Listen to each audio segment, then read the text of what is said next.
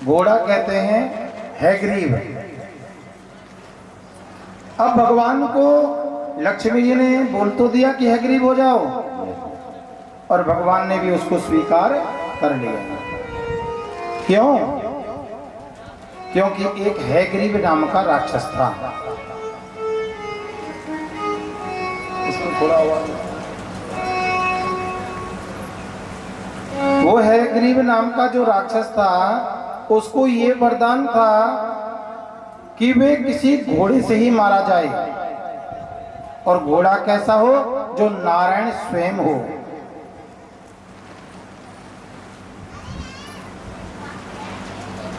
तो एक बार देव दानव युद्ध में भगवान स्वयं नारायण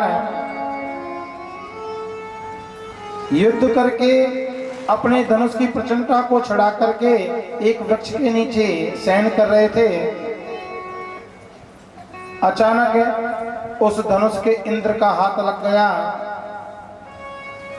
और वो जो धनुष की प्रचंडता थी एकदम छटक करके भगवान के गले में जाकर के लग गई, और भगवान की यहाँ पर गर्दन कट गई। उस समय देवताओं ने भगवान स्वयं नारायण के घोड़े की हैग्रीव की गर्दन को लगाया, और हैग्रीव नामक प्रभु जो स्वयं नारायण हैग्रीव बने, उन्होंने हैग्रीव नामक राक्षस का वध कर दिया। ये भगवान का हैग्रीव नामक अवतार हुआ। बोलो हैग्रीव भगवान की जय। भगवान के 24 अवतारों की कथाओं को सुनाते हुए मत्स्य,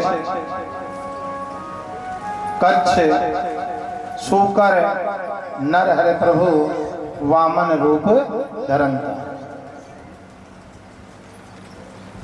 भगवान ने वामन रूप धारण किया, कछुए का रूप धारण किया, मोहिनी रूप धारण किया, हैग्रीव रूप धारण किया, और भगवान ने मछली का भी रूप धारण किया। एक राजा थे चक्रवर्ती सम्राट, जिनका नाम था सत्यव्रत।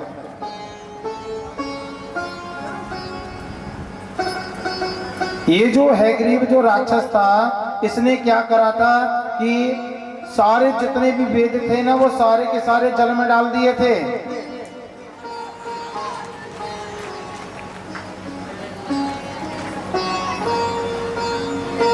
तो स्वयं राजा, एक बार राजा सत्यव्रत का प्रत्येक दिन का नियम था, वो कृतमाला नदी के किनारे पर जाते थे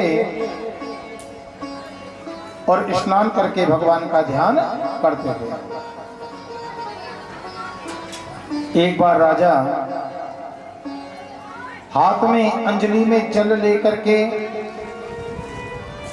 जब भगवान सूर्य को जल अर्पण कर रहे थे, उसी समय उनके हाथ में एक मछली आ गई, और जैसे ही वो मछली हाथ में आई, वो मछली कहती कि राजन मुझे बचाओ। क्यों? क्योंकि यहाँ पर जो छोटे छोटे जो जीव है ना, इनको ये बड़े बड़े जीव आहार बना लेते हैं राजन, इसलिए मुझे बचाइए। राजा ने क्या किया? महाराज सत्यव्रत ने उस मछली को ला करके कमंडल में रख दिया। अब जैसे ही राजा ने, सत्यव्रत ने मछली को कमंडल में डाला, उस मछली का आकार बड़ा हो गया। वो मछली बोल उठी, राजा ना, ये जो कमंडल है ना, इसमें मेरा शरीर छोटा पड़ गया राजन, मुझे यहाँ से बाहर निकालो और किसी बड़े पात्र में डालो राजन। राजा ने एक बहुत बड़ा गड्ढा खुदवाया और उस गड्ढे में जल भरवा करके उस मछली को उस समय छोड़ दिया। देखते ही देखते वो मछली उस गड्ढे में पड़ी हो गई। फिर राजा से बोली, राजा ने, मेरा शरीर यहाँ भी बड़ा हो गया, मुझे किसी बड़े पात्र में डालो राजा ने। राजा को बड़ा आश्चर्य हुआ, सोचने लगा कि एक साथ में इतना बड़ा शरीर कैसे बढ़ सकता है। ये जरूर कोई प्रभु की कोई शक्ति है या उसकी कोई कृपा है, कुछ समझ में नहीं आ रहा। राजा ने क्या करा, महाराज सत्यव्रत ने उस मछली को उठाया और समुद्र में ले जाकर के छोड़ दिया। और जैसे ही समुद्र में छोड़ा, वो मछली फिर बोल उठी, राजन, हे राजन, आपने मुझे इस समुद्र में डाल दिया, लेकिन मेरा यहाँ पे जो आकार है ना, वो समुद्र से भी बड़ा हो गया है। हे राजन, मुझे किसी विशाल जगह पर लेकर के जाओ। राजा समझ गया कि ये कोई साधारण मछली नहीं है। आज राजा सत्यव्रत उस मछली के आगे हाथ जोड़कर खड़े हो गए कि हे प्रभु, मुझसे जो कोई अपराध हुआ उसे क्षमा करो और मुझे बताइए कि आप कौन हैं। वो मछली कोई और नहीं, स्वयं नारायण थे। वो राजा से बोले, हे राजन, अब से कुछ समय के बाद ब्रह्मा की सृष्टि एक पूरी होने जा रही है और उस सृष्टि में सभी जगह प्रलय आएगी, पूरी धरा पानी में डूब जाएगी, चारों तरफ पानी ही पानी होगा। इसलिए हे राजन, उस समय आप सप्त ऋषियों को लेकर के, सातों ऋषियों को लेकर के और इस धरती पर जितने भी बीज है ना, उनको एकत्रित करके आप मंदराचल पर्वत पर चले जाना। हे राजन, उस समय मैं स्वयं मछली के रूप में आऊंगा, इसी रूप में आऊंगा, और जब मैं मछली के रूप में स्वयं नौका बन करके आऊंगा, उस समय मेरे गले में वासुकी नाग को रस्सी बना करके डाल देना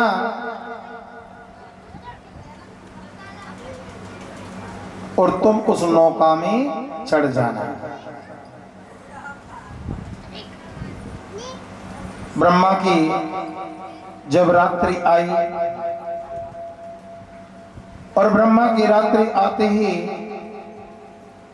सभी जगह प्रलय आने लगी, पृथ्वी डूबने लगी, पूरी धरा महासागर बन गई, अंधेरा हो गया, काली घटाएं, बिजलियां चमकने लगी। उस समय महाराज सत्यव्रत सातों ऋषियों को लेकर के, बीजों को एकत्रित करके, भगवान की आज्ञा को स्वीकार करके एक ऊंचे पर्वत पर चले गए, पहाड़ पर चले गए। और जब स्वयं नारायण उस महासागर में मत्स्य के रूप में प्रकट हुए, बोलो मत्स्य भगवान की जय। और मत्स्य के रूप में प्रकट होकर के नौका को लेकर के आए, तो वासुकी नाग की रस्सी बना करके मत्स्य भगवान के सींगों में फंसा दिया और स्वयं मत्स्य भगवान उस नौका को लेकर के पानी में विचरण करने लगे।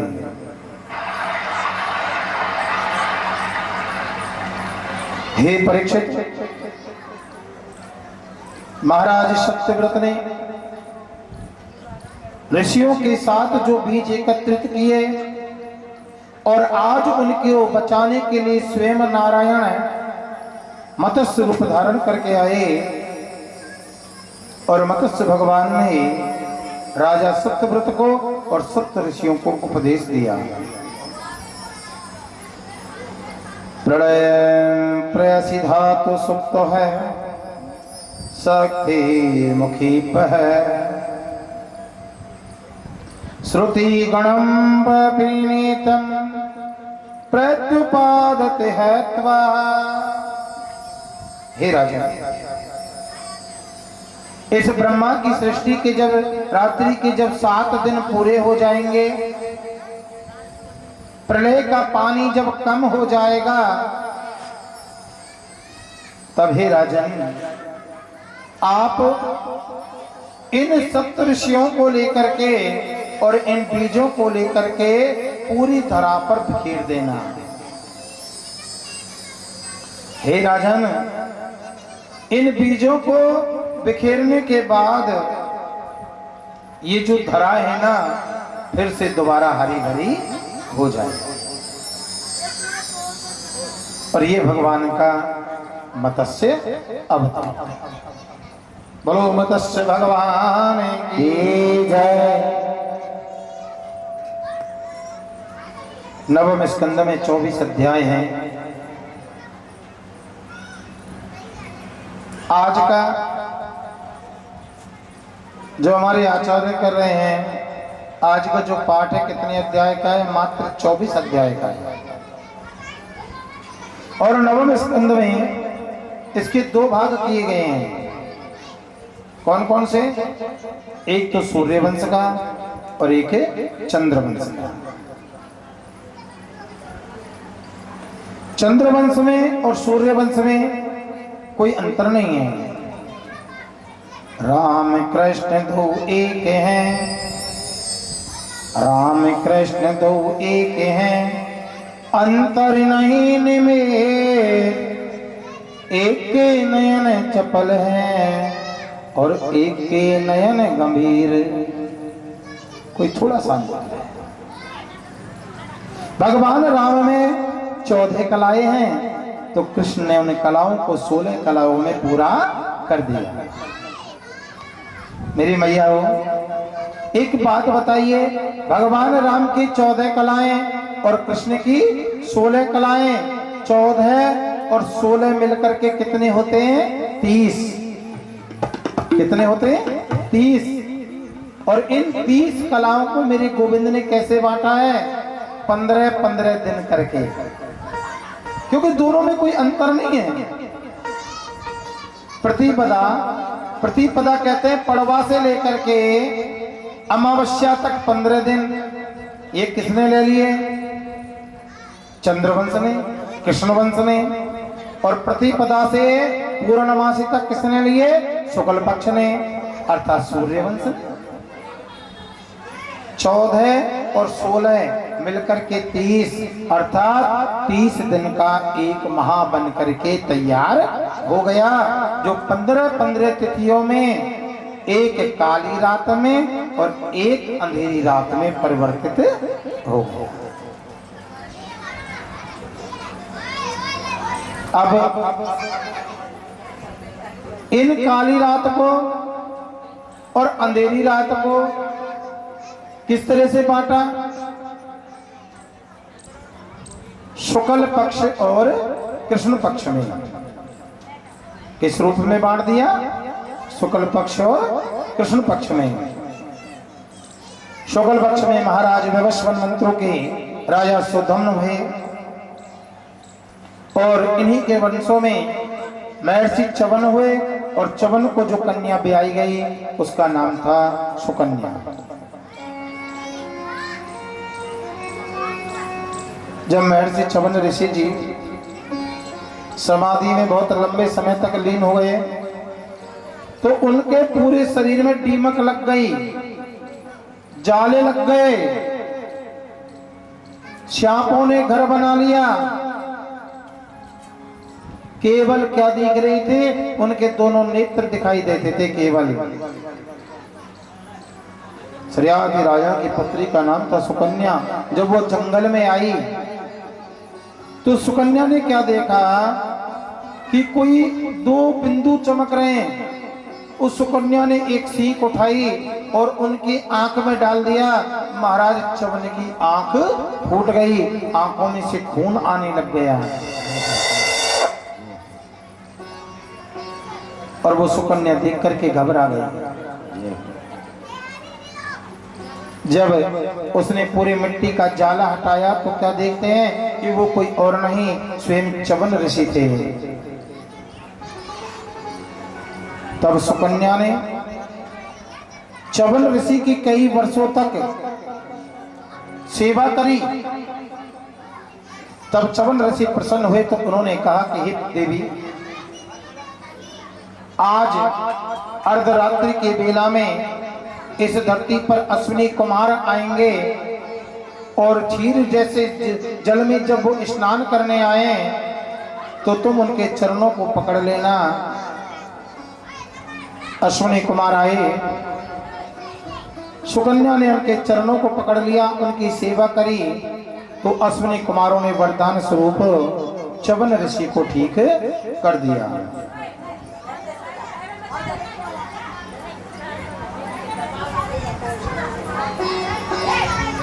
और इन्हीं के वंशजों में महाराज नाभाग हुए और इन्हीं के वंशजों में महाराज अम्बरीश हुए। तेरे मन की भावना है और लाखों करो यतन बड़ी मुश्किल से मिलते हैं। देखिए महाराज जी ने प्रथम दिन बताया था कि 3 प्रकार के श्रोता आते हैं भागवत में। नंबर 1 श्रोता जो वास्तव में कथा सुनते हैं। नंबर 2 श्रोता लंबा चौड़ा पांडा लगा हुआ है, जहाँ ये पाइप की पोल आ रही है वहाँ पर हमारी माता बहन बैठ जाती हैं और यहाँ ज़्यादातर